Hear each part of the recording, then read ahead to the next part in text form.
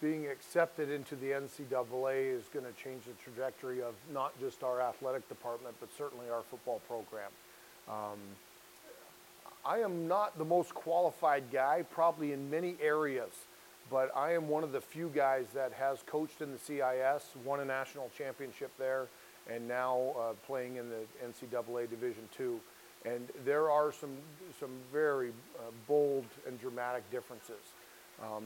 Not necessarily in the size of players, but the athleticism that we face on a week in and week out basis is dramatically different. I think the scouts and coaches alike in the CFL all sort of recognize Canadians playing in the NCAA as having more experience in general, playing against bigger, faster, stronger players than what we're used to playing in Canada. So definitely seen some huge differences over my 4 years. The culture is a little bit different.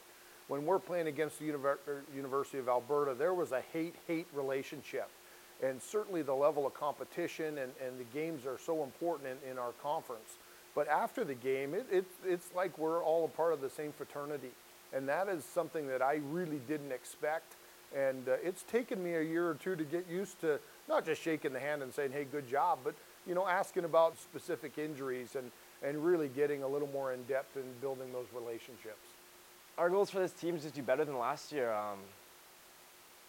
We have an 11-game season this year, no bye. It's going to be we're going to have the longest season, I think, in our conference. So it's going to be a war of attrition for sure. But there's no stopping us.